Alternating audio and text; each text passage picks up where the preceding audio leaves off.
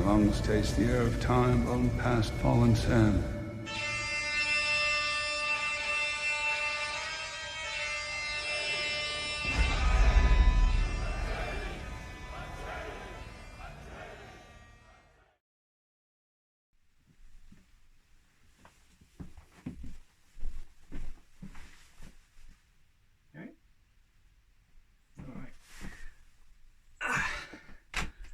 Hello, fellow travellers of the Golden Path. This is a quick introduction to a video that I think might just be breaking new ground insofar as the content that it will contain. I'm going to introduce the item that is going to be the main focus of this, and it will be these gloves, the Spes Heavies. This is not a review because it's been done plenty of times by better qualified people than I. And there's nothing that I can add that anyone else has already spoken about, basically. So this isn't about a review of these gloves, because if you own a pair of these gloves, you know that they are awesome. You know, they're not perfect, but you're never going to find a really perfect set of gloves. There's all going to be drawbacks to everything you purchase when it comes to sword fighting protection.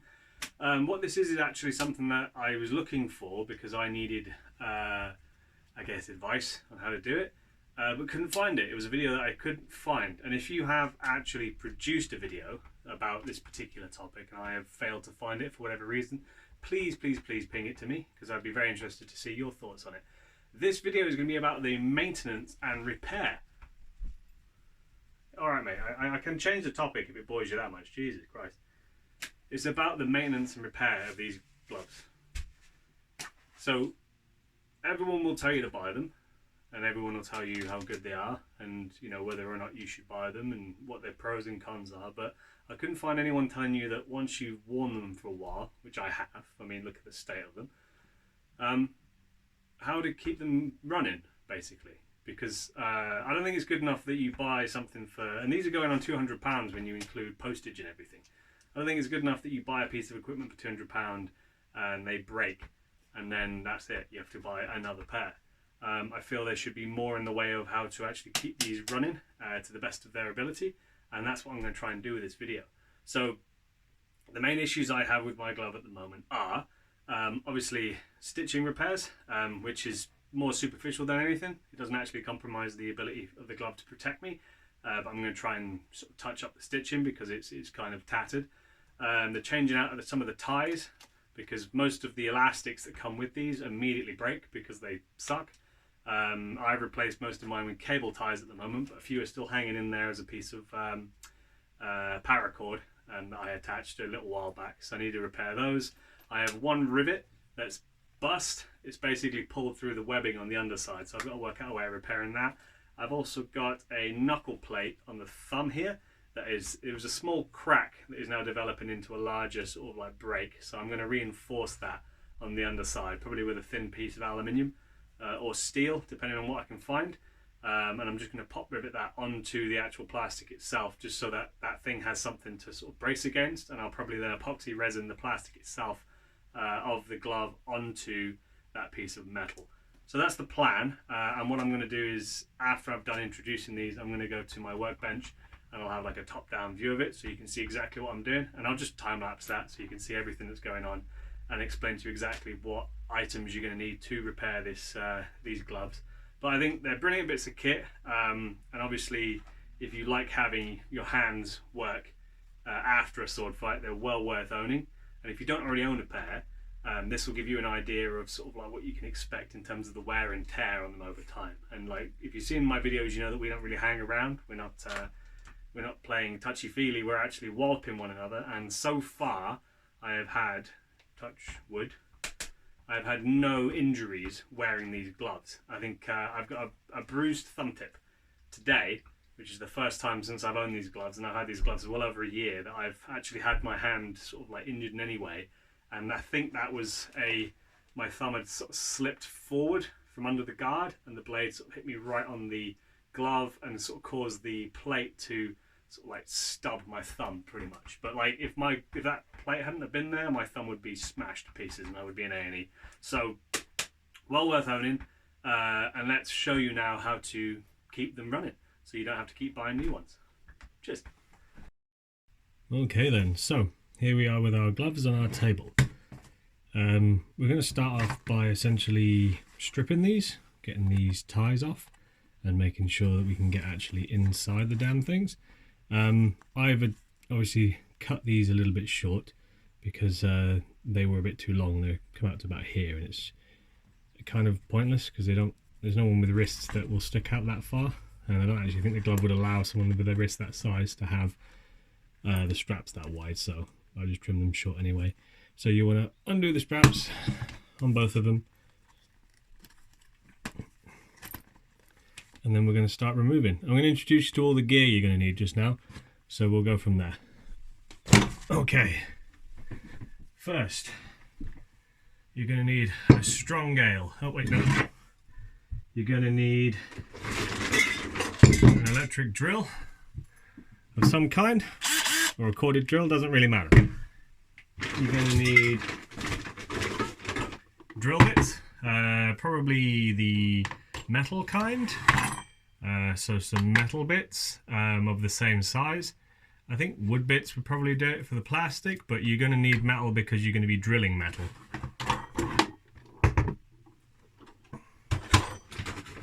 Going to need some gloves, at least I am, because I'm planning to use something that requires them. A hammer, maybe 2 hammers, tin snips, at least I am, because that's what I'm going to be doing in a minute. Again, a file specifically for me. I'm using some electric calipers. I'm using a pot riveter, an aluminium riveter. Some more files, probably a screwdriver of some kind, pliers, more pliers, WD-40, and I've actually gone for white lithium WD-40, white lithium grease, because this stuff is water resistant and is a bit more hard wearing than just regular old WD. So we use WD for cleaning, and we'll use this one to basically grease up the end product. You're going to want iron wool, that's pretty important. A knife, family member, sorry, made this for me. It's out of an old file with a bronze handle. You're going to need aluminium rivets. I've not decided what size I'm going to use yet, so having a variety would work, but I think for what I'm using, a medium to small size would be quite good. I am making use of marine epoxy putty, okay? Only because it's easier to apply than the liquid variety, and it means that I can just stick it and go. Okay, cool. So that's everything. First things first. Okay. Oh.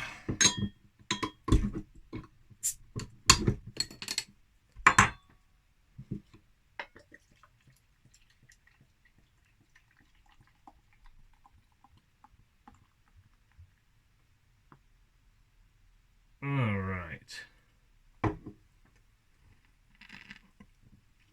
Oh. Okay, cool. So, first things first. Over there.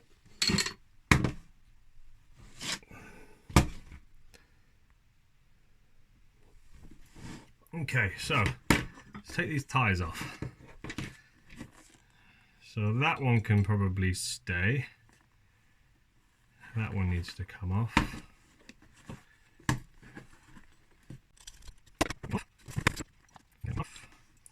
Be careful, obviously, using a knife.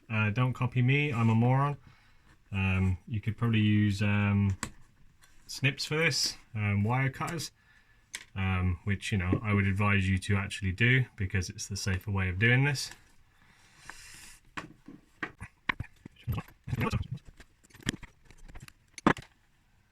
I need one more I need to take off.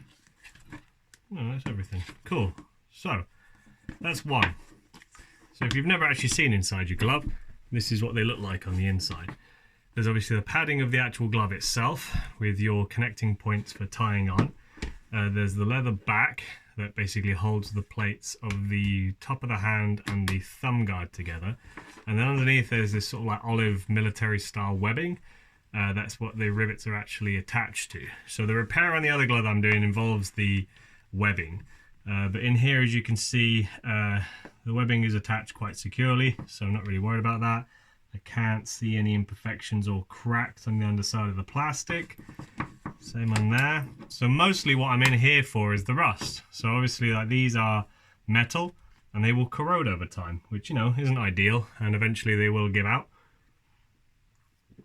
Sweat is particularly corrosive because it's salty. So all we're going to really do on this glove is, because there's not actually any cuts or anything, so this is the best of the two, is I'm going to just do this a quick clean, I think. Oh, I need to take one more thumb connector off. I forgot you, friend.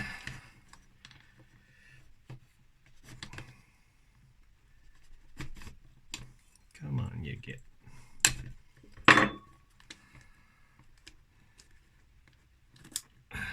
Cool. I can get all the way inside. So yeah, you just want to be looking for cracks and things, because sometimes they might not actually be apparent on the surface, especially if it's like where the overlap is. If one of these big plates cracks, it's pretty much game over for the glove, unless you can, you're confident in repairing it. Because what I'm thinking is in the future, if this does actually break, this big one here, for example, is I'll try and essentially I'll disconnect the whole glove, dismantle it down to just the plate, and I can redo the rivets at a later date. And I'll essentially like mold a piece of steel to the underside of this and then pop rivet it on so that it can be repaired. It's just a scratch. I thought I saw a crack then, but it's just a scratch in the plastic. How disconcerting. Yeah, so all I'm going to really do here is give it a quick clean, and that's dead easy. All you need is a little bit of WD-40 and some iron wool. I'm just going to pull a swatch of this off.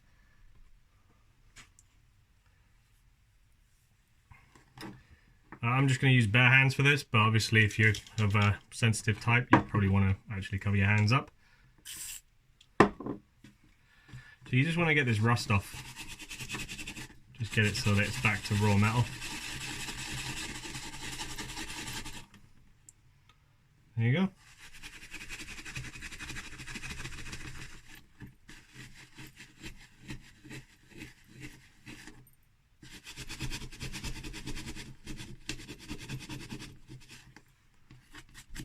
Cool.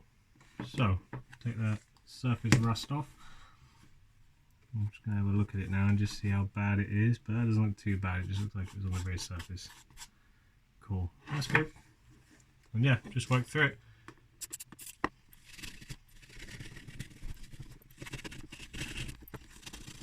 Oh, hi again, you've just missed my absolute swearing fit because I didn't realise that on 4K it will only film for 10 minutes. So you've just missed pretty much all of my cleaning of the inside of this. So I'll just quickly recap what I've done and you can see it on the other glove. These rivets here will rust. They don't look super rusty now because I've just given them a quick scrub. But you want to basically spray these with WD-40 de-ruster. Scrub them with a little bit of iron wool. Just give them a... And then you want to...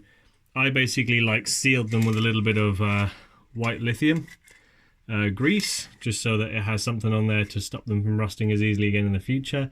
And then yeah, basically check for any cracks or any imperfections in the inside and check that this webbing hasn't started to rip anywhere. And then, you know, that's pretty much all you really need to do to maintain the inside of them. And then you can put them back together again. Any holes in the glove, like here, which I'm going to do a little stitch job on in a minute, you're going to have to repair from the outside. There's no way of really doing it from the other side because it's thick padding. And to be honest, like this is the bit that's going to get the most wear because it's where your palm is, and it's where it's going to get the most of the wear and tear of the actual gripping of the sword and the like. So you'll see wear and tear here, We'll deal with that in a minute. So I'm going to put this down and I'll put it back together later so I can move on to the next glove. Alright, cool. So we'll do this the safe way. Now I've actually found my freaking snips, and we'll dismantle it. This one's obviously my right-handed glove, and this one sees most of the impacts and damage.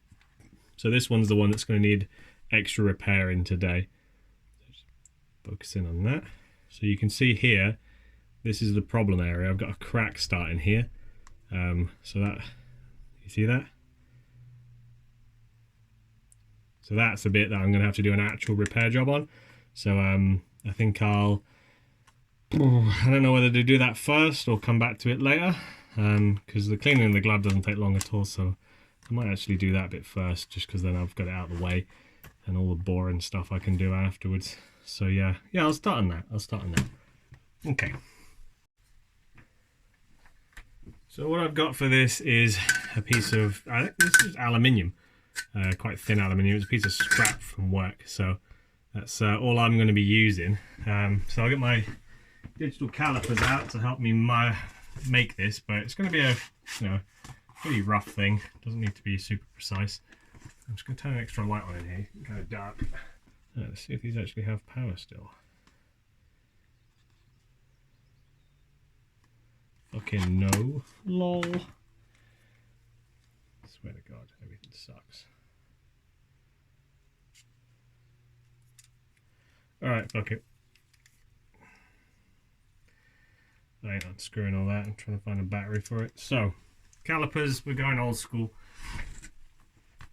Right, cool. So all I really need is a thin piece that's going to fit in this little crook here. So all I'm going to do is I'm going to take some measurements and I'm going to then work it out from there.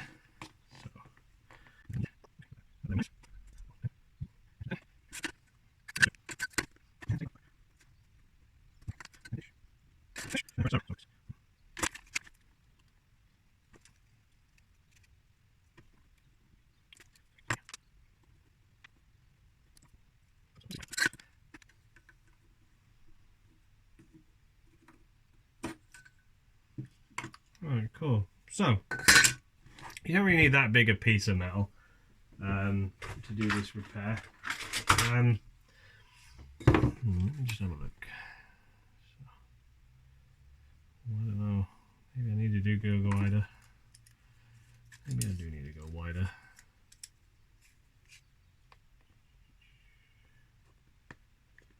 Yeah, let's go 20. Let's go 20, because then at least I've got screw up room.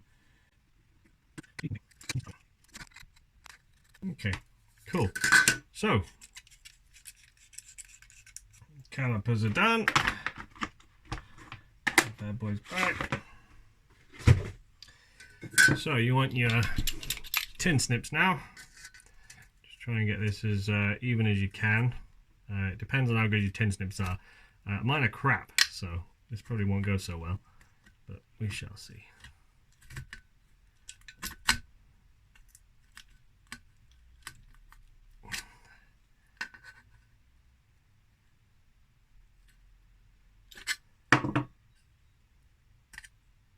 Cool. Alright, sweet. Now, we want to just tidy this up a little bit, just because it will be, an issue otherwise if we leave it all rough and pointy. So, let's just straighten that out a bit. Okay, so I'm just going to use a little file, and I'm literally just going to clean up the edges of it so it's not all pointy and rough.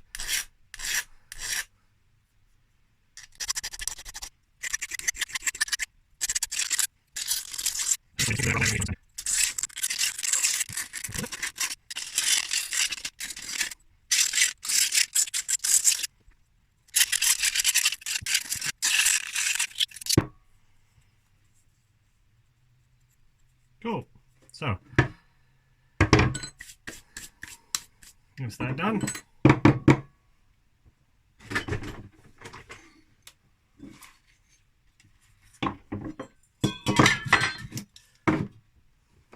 Okay.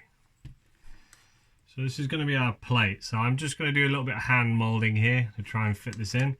I'm going to have to put a bit of a ridge on it just so it'll fit all the way in and back and through. But hopefully it should go off without too much of a hitch.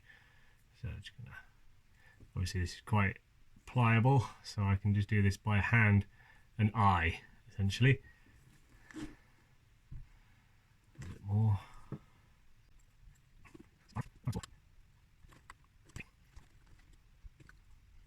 Bad. Perfect, but not bad. So now, in one side of it, I need to actually bend it down a little bit.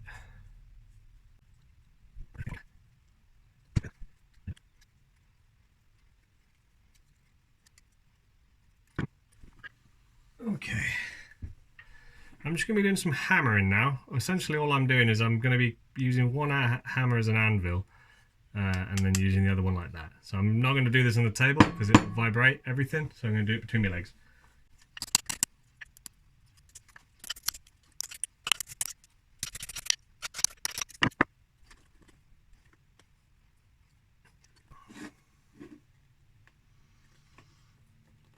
Okay, so you can see I've almost got it. Angle's not quite right there, but I just need to angle this back a little bit further. It's just going to take a little bit of tinkering, and obviously this is a pretty jank way of doing it. I wouldn't recommend doing this unless you're pretty okay with just having a go and finding out, because this is exactly what this is going to be. An F around and find out kind of a job. This is obviously not the perfect way of doing it, but I am not perfect, so this is how I'm going to do it.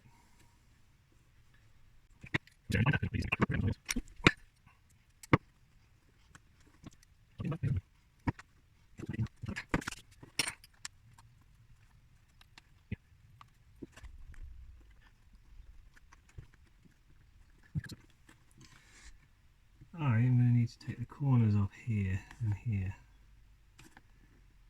Yeah.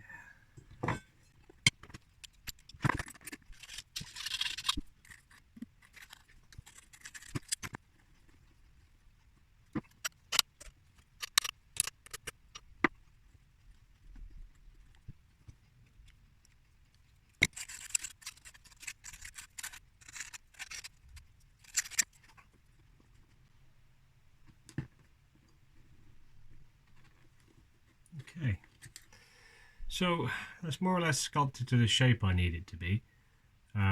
So what I'm going to do now is I'm actually going to drill some holes and mark where I need to drill them on this. For that I'm going to need to choose a drill bit, and for the drill bit I need to choose a rivet that I'm going to use.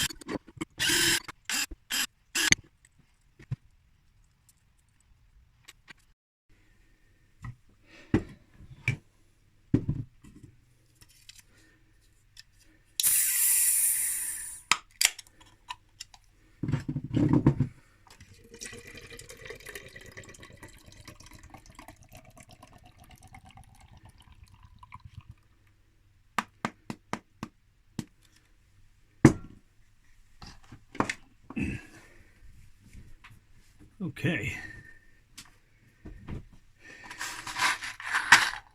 we have them. They have arrived. So if you recall, last time I was trying to attach the plate to my glove, and the aluminium pot rivets I was using were too short. Like the actual gap here was too short, so I couldn't actually mount them. But now I have these, which I ordered, where they are much longer, as you can see, much longer. So now I can actually attach them, and they fit very well, and they're actually a little bit of a better fit than the ones I was planning on using, so there's not as much wiggle, and they fit really snugly in the plastic itself, so that's ideal. So all that remains now is to mount these, but before I do that, I'm going to add a thin layer of epoxy resin. So I'm going to use marine epoxy, just because it's a putty and it's also water resistant, which, you know, is ideal for if you're doing something that's sweat related. So before I get onto the pots, I'm going to put my gloves on.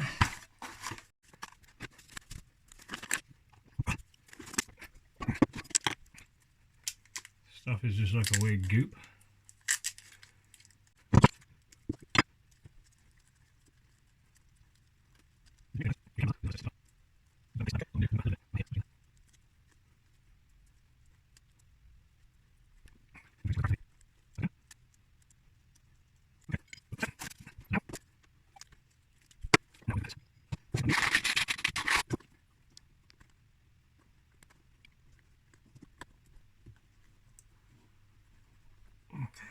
One.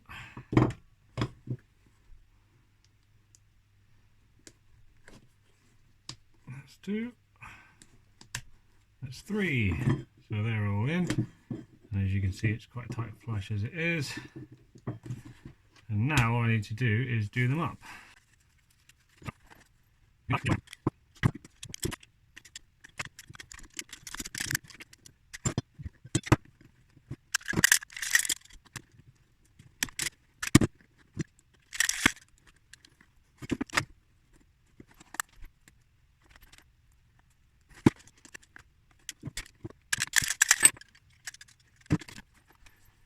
So, that is one reinforced thumb joint. Okay, so obviously it's got a little bit more flare than the other one because there's an extra thing, but to be honest, it's not going to interfere really with my grabbing.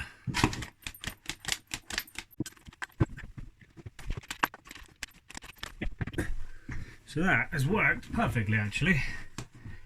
You can see now that the crack is reinforced all the way along, so that shouldn't now be an issue. The only thing that's happened is that one there needs a little bit of a file, just because it's a little proud.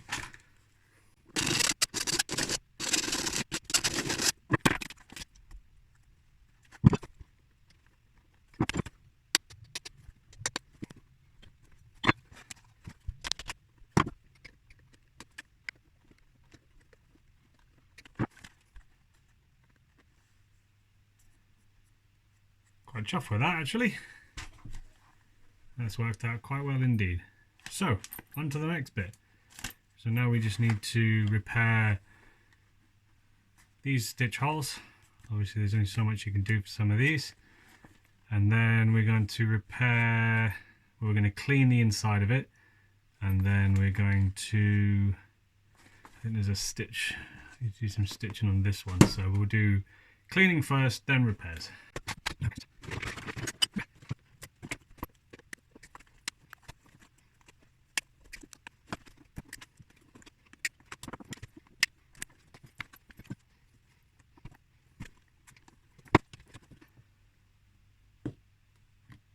Not a bad job, is it? Not a bad job at all. Cool. Right, so the main issue on this one is there. You see that? Just here.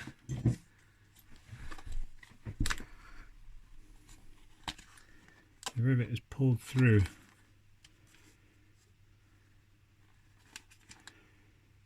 I need to somehow get that back through the other side and then stitch it closed if I can. Otherwise I might need to do another blind rivet, which I could probably do.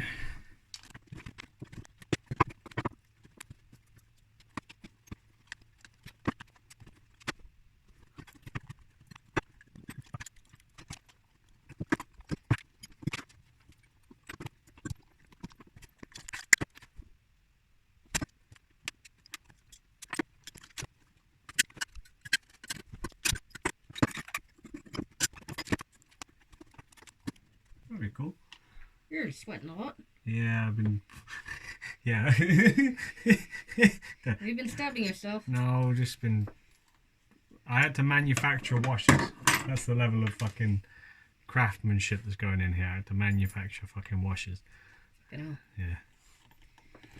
I'm literally almost done on the bit that required all the hard labour. Nothing, everything that could have gone wrong did. On this particular bit, and this was supposed to be the easy bit. Yeah, so now I'm just finishing up. Murphy's Law, Amber, it's called. Yes. That can go wrong, will go wrong. Exactly. Why would you? Why, Wallace? Why? Look.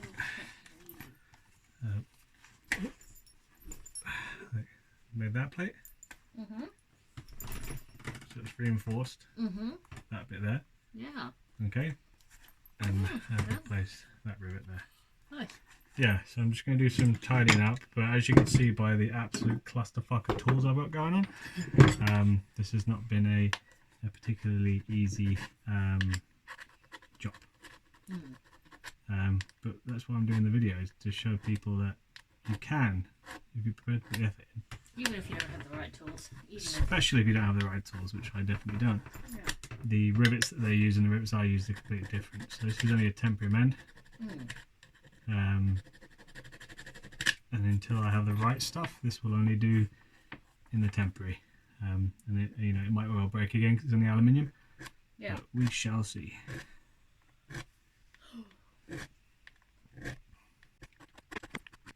I might even be mistaken in thinking I used actual washers for this. What do you actually use? I chopped up a square of sheet aluminium, cut it into a rough circle, filed it into a rougher circle, drilled a hole through it. It was the right size hole. That was the thing I had. The washers all I had were too big, and I needed a smaller hole, and so I drilled myself one. Luckily, I had the metal bit to do it. Now that is functional.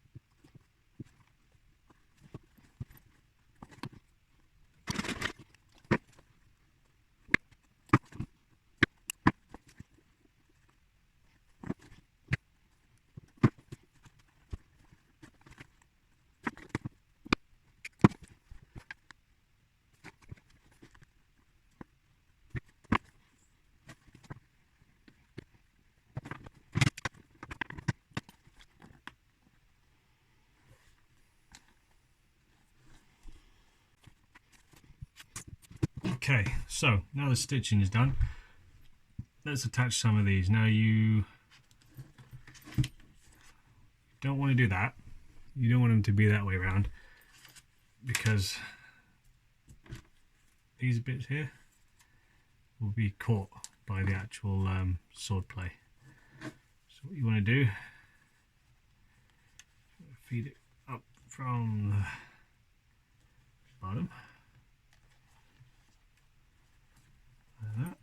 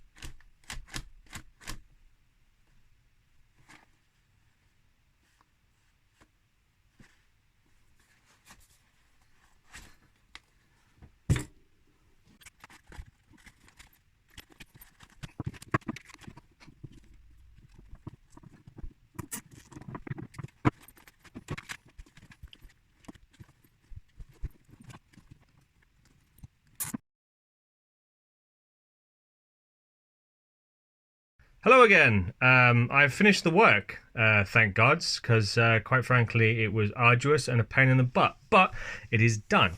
I want to quickly show you what I've done before I pack up and go off to my 3 hours of HEMA this evening. So the thumb plate is now reinforced. The crack has been epoxy resined and blind riveted onto the plate of aluminium. Upsides are this piece is now serviceable for a while longer. I can't see it getting much more damage than it is because it has that metal reinforcing. Downsides, the blind rivets I used are a little on the large side. I might be able to squash them down a bit further if I can get sort of like a metal piece under there and hammer it, or maybe crush it with a pair of pliers, but I don't really want to mess with it just yet because if I broke it after doing all that work, I'd be quite angry with myself. So I'm going to see how it goes. It doesn't really impede the movement that much at all. That thumb compared to that thumb, there's not a massive amount of difference there in terms of the height it's gained. So I'm not too worried about it affecting, and to be honest, because my hand is more or less gripped around my sword constantly, the fact that it can flex as like that millimeter or two more extra out and up doesn't really bother me, because I can't really see it impeding my sword in any way, shape or form. So I can still grab my sword just fine, and I can still thumb the blade just fine. So I don't really see that as being any kind of issue. Not perfect, but like I said, this isn't a perfect repair. The rivet on top's looking quite good. I had to improvise a set of washers for that, made them myself out of the same aluminium as the plate, just because I didn't have washers with a small enough diameter to properly house the blind rivet. So that is the repairs, as well as the Franken stitch in there and the slightly more attractive looking stitching here. My gloves are now good to go again. So they were looking at needing to be replaced, and now I'm going to see how long I can run these gloves for in their current state. Like I say, videos like this aren't really out there for how to maintain your gloves, but having watched this, you should now know how to strip the ties off and replace them with cable ties, and to clean and maintain the rivets on the underside. And if you should have any sort of like plate failures, this gives you a good idea of what you can do in terms of the options of your self-repair. You shouldn't have to replace these gloves when one plate out of the many on there fails. So I hope that's been helpful. I hope you've got some ideas now on how you can actually sort of like look to keep your gear running, and hopefully not, but I look forward to updating you on this in the future, and maybe you'll get a follow-up video where everything catastrophically fails and I tell you what not to do. But it's all a learning process. That's what the golden path is. So enjoy your HEMA, keep your hands safe, and like and subscribe, share me around. Thanks very much. Bye for now. What do you think of my gloves? Fucking suck. Dang. We had the thumb plate was cracking, alright? Yeah, I see that. So what I did was essentially I drilled 3 holes. Yeah. And then I literally hand sculpted out of an aluminium piece. Right, okay. A plate. Yeah. Sort of like molds up to it. And then I used aluminium pot rivets to get through. So it basically reinforced that sort of arch of the thumb plate. But it's also meant that I put a little bit of marine epoxy putty. Sure. Figured that it'd be better than, because it's more flexible. Yeah. It won't shatter as much as just sort of the stuff that dries solid. But it's more like sweat resistant, so it adhere probably for longer. Yeah. But it was more just because it was like easier to put on than having to sort of mix up that liquid and try and smear it in there before. Yeah, I can imagine that's a pain in the ass. So that was a lot easier, but like I said, upside is now at that crack, it doesn't really matter anymore. Yeah. It's like, and the metal stops somewhere back here, so it's completely reinforced. The only downside is obviously those pot rivets stick out a little bit because they're a little long. Yeah. But I'm finding that's not really impeding my thumb movement at all, because... I can imagine that it's not, if you don't mind. Yeah, go for it. I had this when I was doing my plate over here. I thought, how am I going to get a rivet on there? But when it's in here, a lot of the time you're holding the sword like this anyway. Exactly. So that was my logic. This is barely touching you. And I can still get up Even into thumbing the blade. So, it's not really interrupted my angle of movement. No, you still have full motion in there. The gloves are big enough that my hand is still where it needs to be. Yeah, the actual flares underneath is only like marginally bigger on that one than it is on that one. So, I think for that it's been fine. And then this one, you'd be proud of this one. So you had a similar issue, didn't you? I did. I had this exact thing. I think it was that rivet. And what did you do? Did you pop rivet yours or? Oh man, I had enough of the original rivet left there that this side was still strong. But like this lip on the other side was totally shot. Gotcha. And I had to kind of tie some locking wire around it and then a washer on the other side of the strap. Okay, cool. I basically just took it and twisted it down until it was tight, and I just flipped the washer flat. Gotcha. Yeah. See, my plan was to basically utilise the washer because it was pretty beat up. I figured I could flatten it out again. Yeah, sure. But what ended up happening was that once I got underneath there, where it pulled through the fabric, I just could not get it back through the fabric. You know? So I basically had to snip it at the top. No, I struggled with that for a long time. It's the worst part of it. I have this bit where I just skip it to like 100%, and it's just me getting angrier and angrier, trying to get it. So what I did was basically, I literally got a pop rivet, put it through, and I got some washers and realised the washers were far too big, and they were wiggling. So I literally got the same piece of aluminium and cut out my own washers, and then drilled a hole that was the right size, and then on that side and on the inside on the actual fabric, you weren't really going to be able to see it in there, but probably not. No, you can see it actually. So there is another rivet. Right in there. So I basically went in and I restitched the rip in the fabric with like super strong thread, so it's closed again. Right. And then redid the rivet entirely from scratch with these longer ones, the same ones I used for the thumb guard, obviously, but with how thick this plate is and with the fabric as well, they were just the right length. So no, I think that's good. I mean, I really like it. Like I said, I had this exact thing, and the repair that I made with the washer and the locking wire, it does come loose. Fortunately, I've made it in such a way that I can still get in there and tighten it back up. But I didn't stitch the fabric strap back in place either. And I think because you've done that, it's going to hold this a lot smaller, and you've allowed yourself to have a lot smaller of a profile of a repair, and it looks. It kind of looks better than the original. I was because that was one of the things I was worried about, was that whatever I did would end up being higher profile, but that is like literally like a fraction of a millimeter. It's taller, nothing. You know? I mean, you can feel that there's a ridge there, and you can feel that there's a ridge there, and it's sort of. It's more of like a cone kind of shape where this is flat, but it's not like a solid ridge or anything like that. I went on it with a hammer and a pair of pliers and basically pushed all that down as flat as I could make it, so it didn't have a catch point. So we'll see. Whether it holds up or not, I'm not sure, but out with that, I just restitched the Franklin hole. Restitched the hole that you've already stitched, what, two times now? I think I may be on my third by now. And I did a very sort of like handsome little stitch there on the inside, because I mean, it looks nice. I don't know why that was coming apart, to be honest, but that one had a hole in it, so I stitched that. Apart from that, just stripped it all, new cables to just clean the rust off. All done. Okay. It's a pretty strong repair, and I think it's going to hold up in the battle. But we'll fight later on. We'll see if your hand just falls to pieces. We'll find out, won't we? We'll find out. Cool. I'm glad you could have a look.